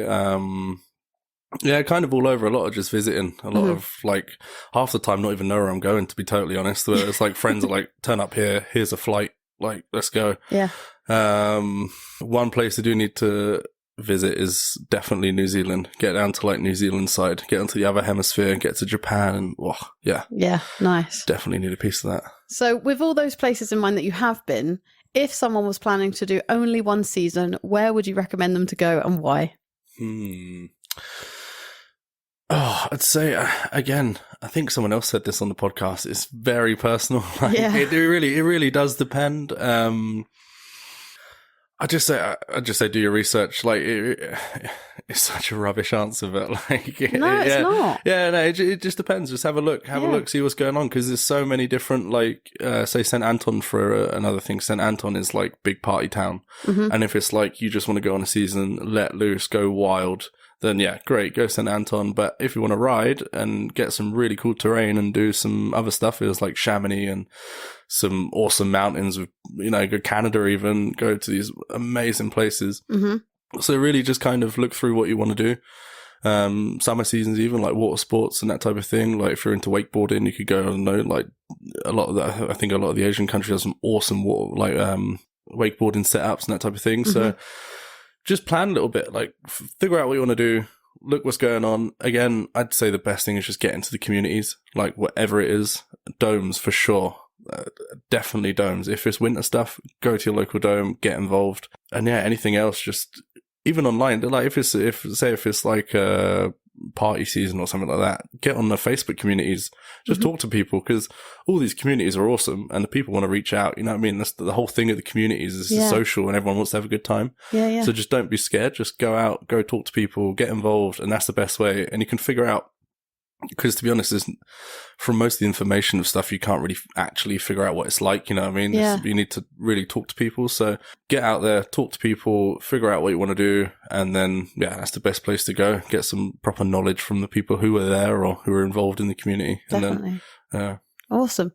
And throughout your seasons, or even preparing for the season, or just in general, because obviously you've only done one full season. Well, you had only done one full season. You've now done a full summer as well, and on your next winter. But what was your best job and what was your worst job and why? I'd say best job currently is Lifty, actually. I always thought Lifty was kind of out of the grasp of what it could do, because generally, if you're in resorts, Lifty's quite a local job, and you have to have pretty good grips of the like local language and that type of thing. So, I mean, again, visiting so many different places before and having like a little bit of French and like a little bit of German, being like eine Bier bitte, like proper English on holiday. And I was like, flip, I'm never going to be able to work on these places. And I just kind of would be like, that's an awesome job, but I could never do it because I just can't. But now, surprisingly, I think through like being in the deep end and kind of like immersion, I've got enough German. So yeah, it's the best. I love it. Best job I've done and still loving it, currently loving it. And the worst job. Yes. There's some interesting jobs I've done, but actually, I would say, again, very positive. You don't have any bad jobs. I'd say stressful was I was a Hausmeister, which was is a caretaker in English. And again, not bad. It was awesome. Really cool job. Like, they give you a thing called a Hoftrack, which is like basically a tractor. And in Austria, health and safety doesn't really exist. So it's like, here's an axe, go do some stuff in the forest. Here's a chainsaw, like just giving me machines and everything and no license needed. So, but yeah, maybe just a bit stressful. Like, it was the first summer so after Corona season, it was like, right, now I need a job. I'm here. I live here. I need to get into something. And that job came up. And it was pretty full on. I'd say it was stressful in the sense where the boss is only speaking German to me, and as the Hausmeister, which is housemaster translated, so you're like involved with everything. You are the maintenance guy. It's pretty in-depth jobs. It's not just like, all right, sweep the floor and that's it. It's like, all right, you need to fix that light fitting, the swimming pool, you need to do that, you need to do the garden, you need to build this. And so it was pretty in-depth, and I'd say that was like pretty stressful some days, because he'd give me like these crazy jobs, full like machine gun German, like blah, blah, blah, blah, blah, blah. And then I'm like, crap, I have no idea what I meant to do. And I just looked to his daughter and be like, what did he say? And then that was like every day, and she had to basically be my translator and then figure it out. So yeah, so that was, I'd say, technically the worst job. So having stayed here now for a full winter season and a full summer season, what do you prefer, winter or summer seasons? 100% winter. Yeah. Well, and to be honest, actually, it's like a friend always says, he's like, if skiing and snowboarding wasn't the thing, summer would actually be way better. Yeah. Like, summer's awesome. As I said, such a surprise to me. Like, summer is so good. But yeah, come on, like, skiing and snowboarding is so cool. Like, it's the best. It's so sick. Like, especially being there for the season, you get all the different, like, powder days, slushy days, you get the pick, you get, like, the best time. So definitely winter for life. But if, I don't know, snowboarding or skiing ever finishes, then summer all day. But yeah, but no, winter is the best. Just for everything. It's just nuts as well. It's just carnage. Like, there's nothing like a winter in the Alps. It's just absolutely ridiculous. It's like, I don't know, flying through on a plank of wood at like 100 mile an hour all day, and then in the evening everyone's going 100 mile an hour in the bar, absolutely sending it. So it's just very true. Carnage, start to finish. So, winter. Where and when was your favourite season or trip, and why? Ooh, I had an awesome trip with my friend Jake, where because a lot of my trips were kind of like last minute, or not last minute, but it took a lot of like planning all this, and like, you know, I mean, coming up with some backstory and this whole like rubbish I've got to make up to get out there. And then got out with him, and it was pretty good snow at the time, like really good conditions. Jake is an amazing snowboarder. He's been like sponsored since he was tiny. He was sponsored skier first and then snowboarding. Oh wow! And he absolutely shreds. Like, he's so good. So then I think it was around about the time where I was like full-time preaching and wasn't snowboarding that much. Okay. And it was like when I was working at the snowdome, I was snowboarding every day, like every day. Yeah. Open till close. Every lunch break, every minute I had, I was absolutely killing it on the slopes, like loving life. And then at this point, it was about a year in of like preaching and not snowboarding that much. Mm-hmm. And went out, didn't think much of it. And he just took me to his couple spots and it was so good, like so good. And I'd been kind of having escapes in the evening by watching snowboard films and like Travis Rice and all these guys and like backcountry snowboarding. It wasn't even like that extreme. It was just like a couple of these gullies and this piste. But I remember just like music in, absolutely loving life going through these trees. Like just, it was magical. And he's like, been in Lazark a while now. And, just knows the spots. And it was awesome. Just super deep snow, having a good time, like shredding with him. And I love it. Like I think back to it now, it was one of the best times shredding as well. Really? And and also lockdown as well. That was crazy. Like, crazy conditions. But yeah, definitely that. I think that trip with Jake was ridiculous. Like it just, weird. Like it was just this one gully where it was so deep and it was like something out of a movie. And I'm like, oh my God, this is like all my snowboard dreams coming true. Like I think it was before I came out here as well. So every mountain trip I went on was just like savored to areas, like every second of it. Like this is awesome. But it was just like, absolutely shredding and love it. He's like, I'll shred chemistry if it is, make a new word. Is awesome. Like we rode together in the dome for so long. So it was like every time we ride together, it was awesome. So you got like local knowledge, amazing snow day. And we're just killing it, like absolutely loving it. Face shots and all sorts going on. Like, absolutely love it. Getting jittery thinking about it. Oh, cool. That's so nice. Where is your favourite place to snowboard? It's really annoying because it's like Meyerhofen every time.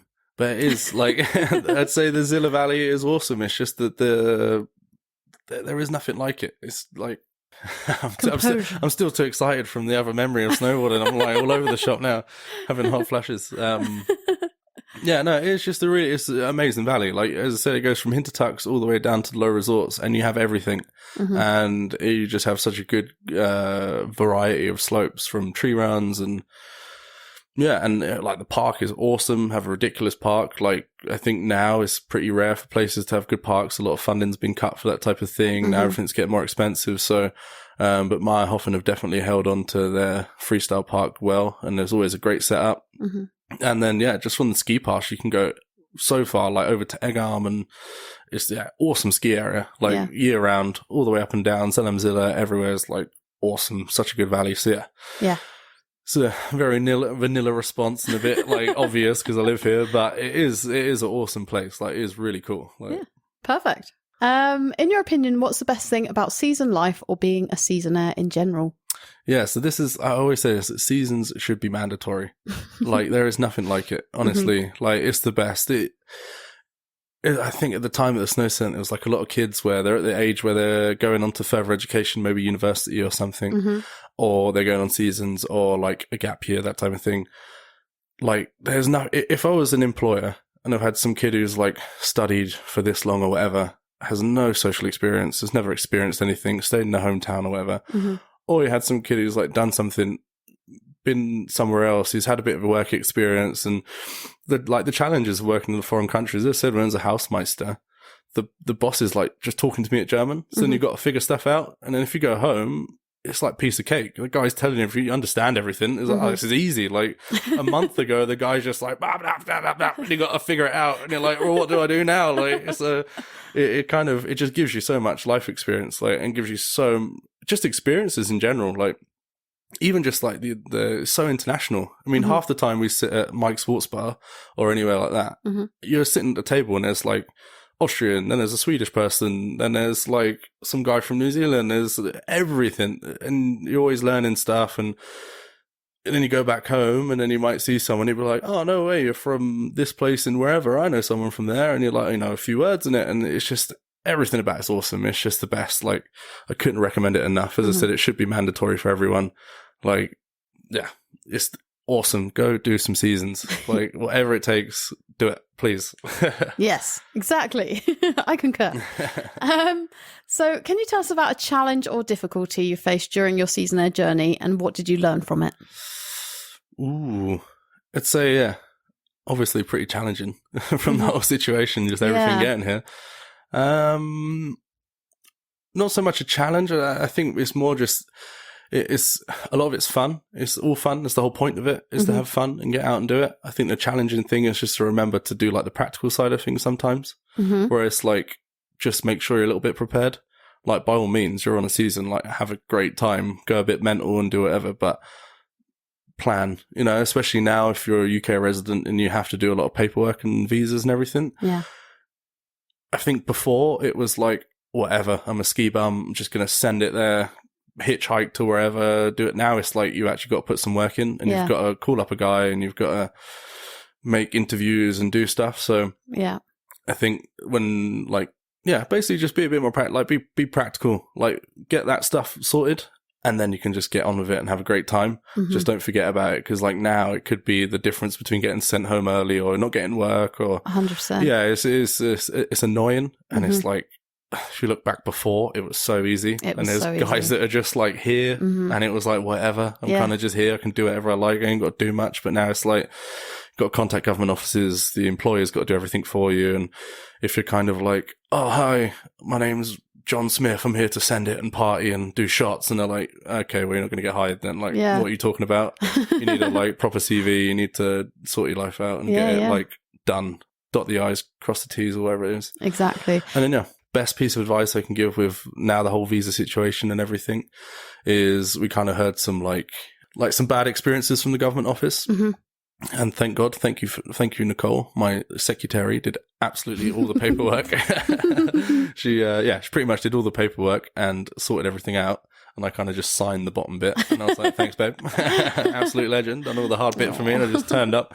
I was moral support though, because she was absolutely cacking it when it came to the government office. And I was like, chill out, we'll be good.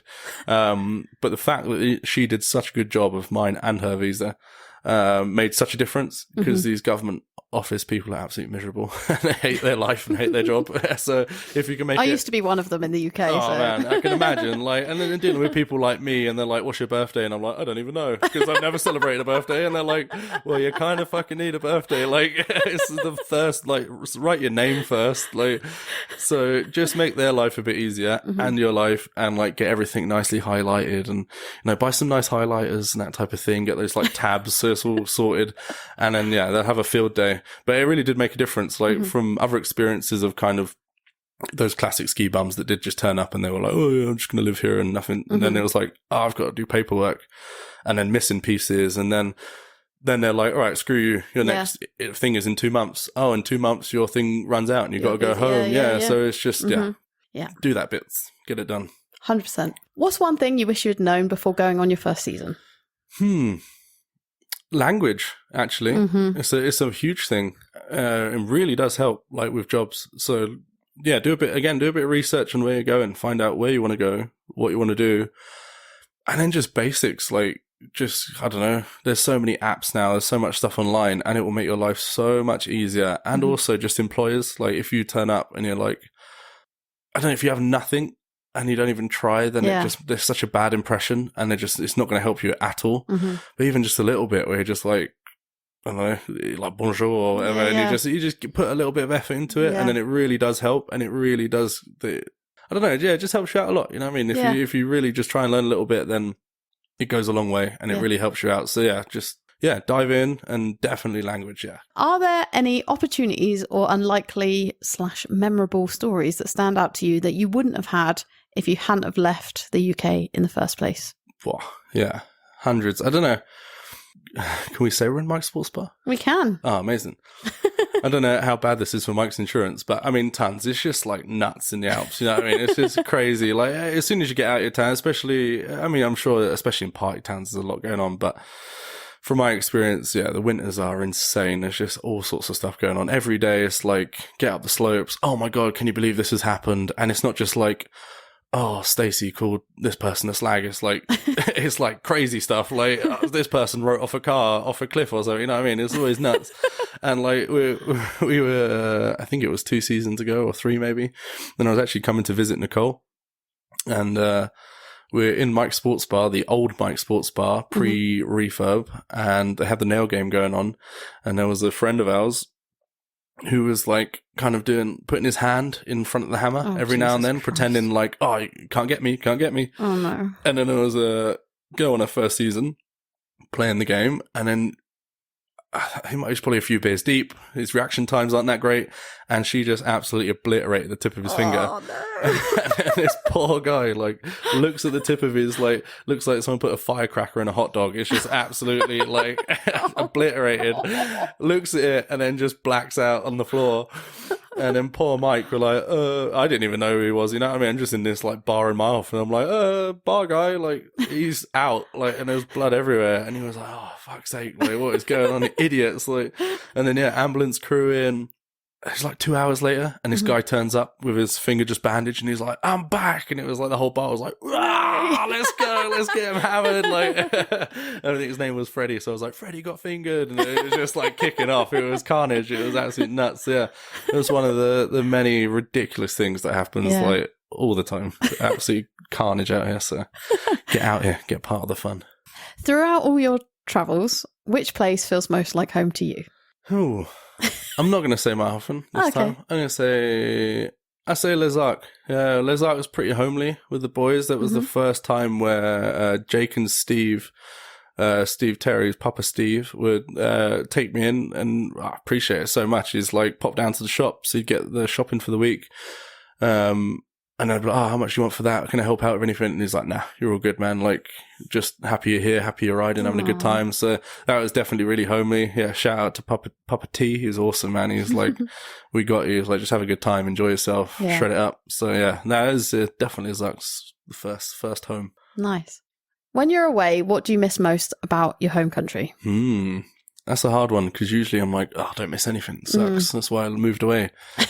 You can also say that. No. You know what? I'm going to say fried chicken. Fried chicken. Austria, sort your act out. Like, there is no fried chicken in Austria. I feel like I've had this on the podcast already. Yeah, it should be. We need to take it to the authorities. Like, it's a crime. Yeah. It's against the Geneva Convention, I think, if I read up correctly. Like, no fried chicken. It's ridiculous. Absolutely ridiculous. Like, nowhere. Absolutely. I have to drive to Munich for one KFC, and it's not the best. Do you know what? Like, Chris Kite said the same thing. Oh, well, there you go. There you go, great minds. Shout out to Chris, mate. I haven't even heard it yet. And yeah, fried chicken, like, it's such a hole in the market. It's crazy. And they got schnitzel. Yeah. Like, what's that about? It's all fried. So yeah, fried chicken. The Seasonaire podcast fried chicken shop coming soon. Marhofen High Street. Love it. Right. Okay. If you could give your younger self one piece of advice, what would it be? Do exactly what you're doing, mate. Just keep sinning, having a great time. Keep sinning. Total disregard for the Bible. Now, for sure, I'd say actually for my younger self is just tell people about the whole Jehovah's Witness thing, get it out there, because it's just hilarious and it's funny. I don't know, it's even more fun telling people later on, because they're like, I've known you for years and you're absolutely nutter, like, what is this whole thing? But now, for sure, I think it'd be just go for it. Like, I wish I went out a lot earlier. I did pretty young, or like I'm pretty young, but yeah, I wish I just dove into it earlier and made the most of the time and got on with it. But I wouldn't change much, to be honest. It was pretty awesome, pretty good journey. Like, loving it. Ace.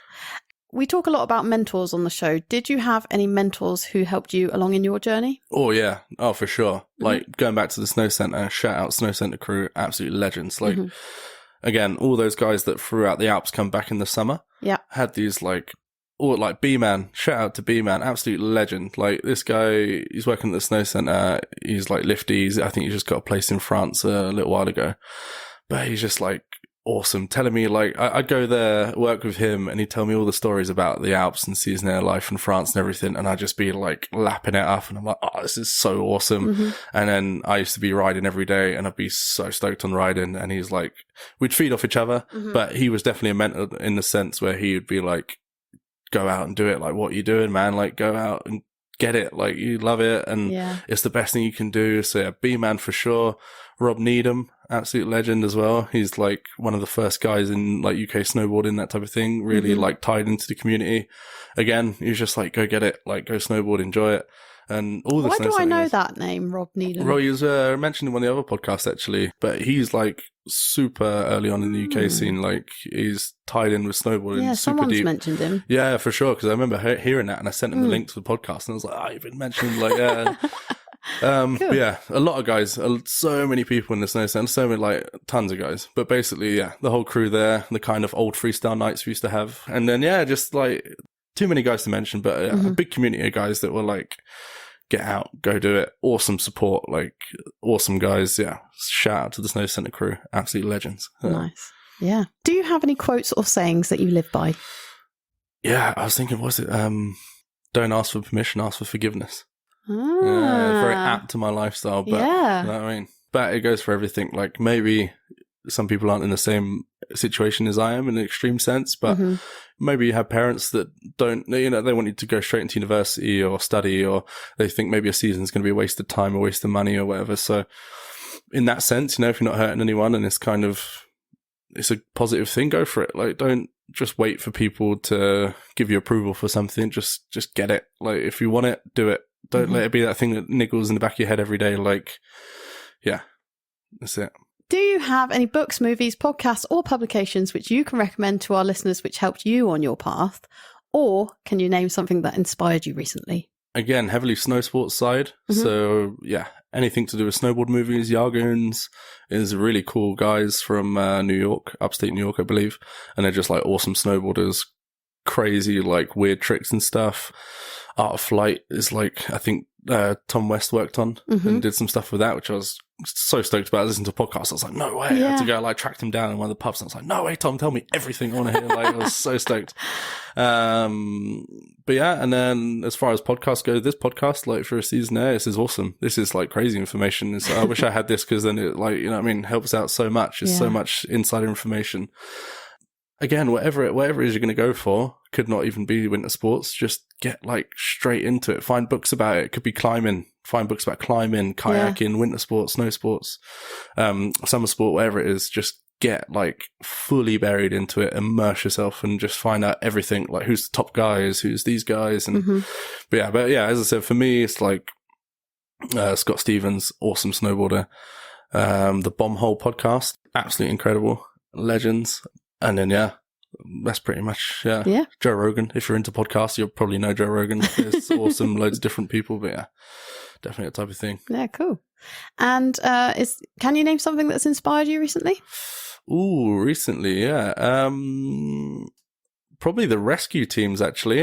Talking of way earlier about skiing, I think I might get my skiing a little bit better and try and get on Piste and Dienst, which is like the peace rescue. Because, yeah, it's pretty cool. Awesome guys. Shout out to Paul Edwards, who's, I think he's working for the ambulance now. Is he? Yeah, and this awesome man. He's, like, done mountain rescue, and those guys look so cool. Like, awesome guys out there doing, like, ropes training and proper mountain rescue, like, some pretty hardcore, crazy stuff. And that's, like, super inspiring when you see, like, absolute badasses coming in a helicopter, wired down, like, SAS dudes saving lives. That's fucking awesome. Like, you can't not be impressed by it. So yeah, that's definitely been an inspiration soon, and that's, like, making me want to get some skis out and maybe get some technical skiing going and try and improve that, and then do some rescuing. Yeah, but I definitely have to get on the treadmill or something first. It's a lot of hard work. But no, that's great.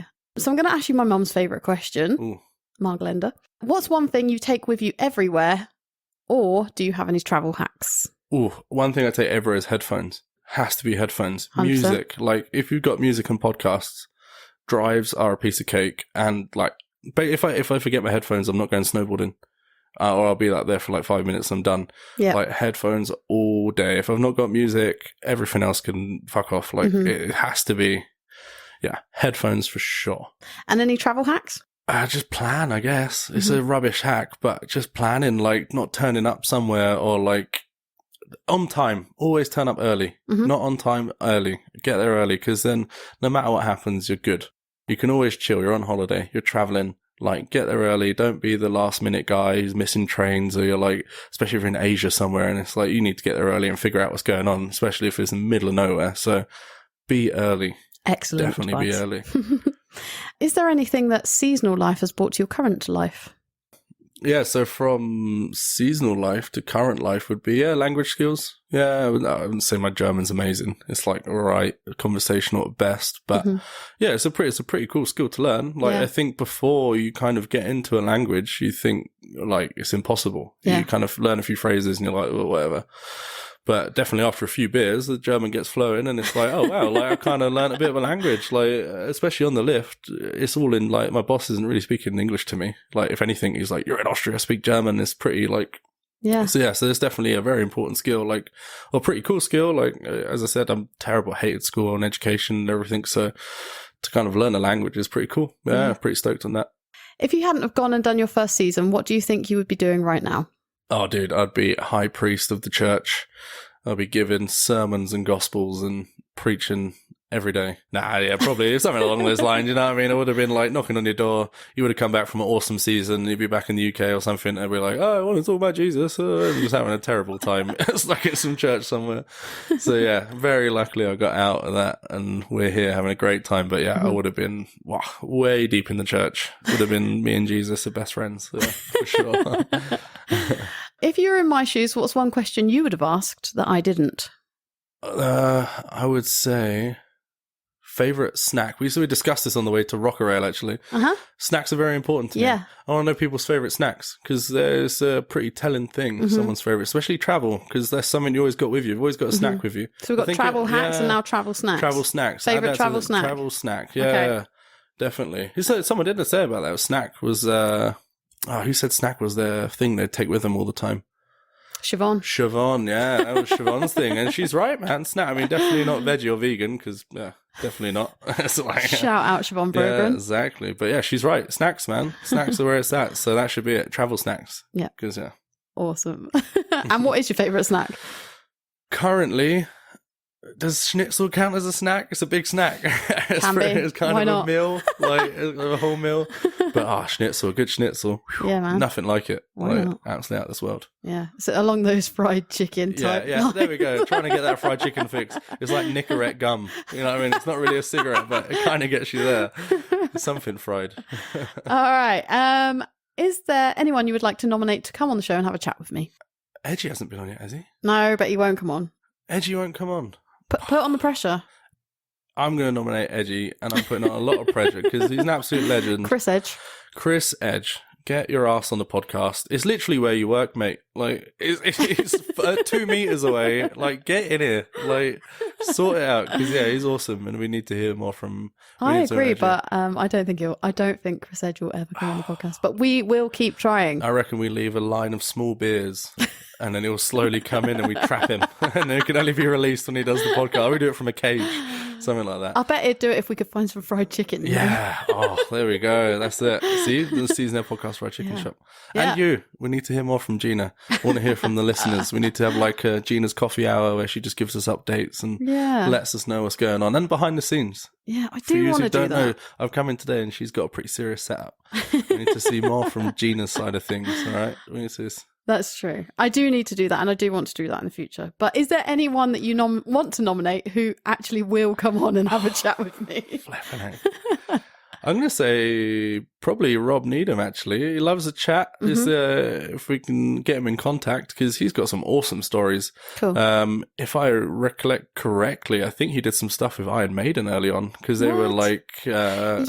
someone did. Someone did talk about this. He's like got some really interesting stories where he was super into snowboarding early. And obviously, a while ago, it was quite high-end sport, skiing, snowboarding. So they had all these like UK rock bands, which he's super interested in, and they were down to like snowboard lessons, and he was the guy doing snowboard lessons, so he's just like friends of all these legends, and they just turn up, and he was like, oh yeah, just like taught them whatever. Nice. And he's an absolute character. So yeah, Rob Needham. Nice. What's next for you, Caleb?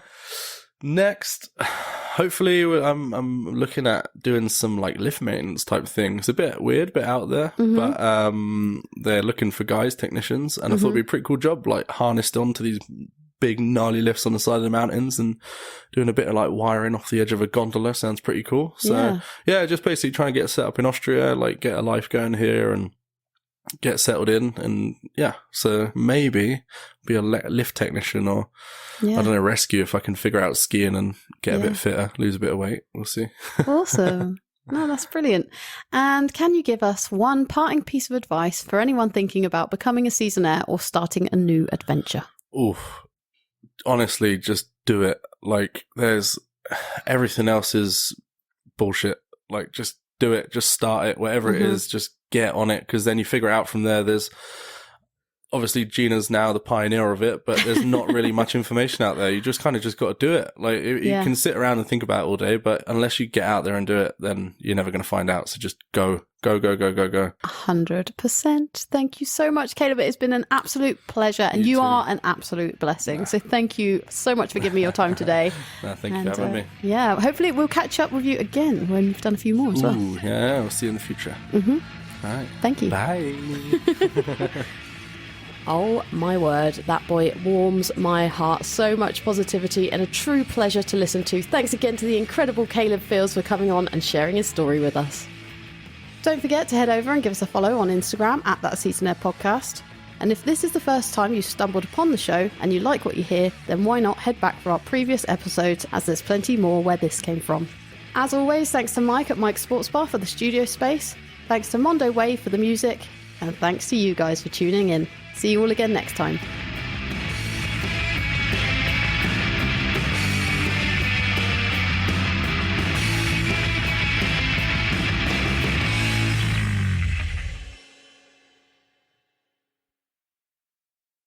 On the topic of advice, what's the best piece of advice you've ever received?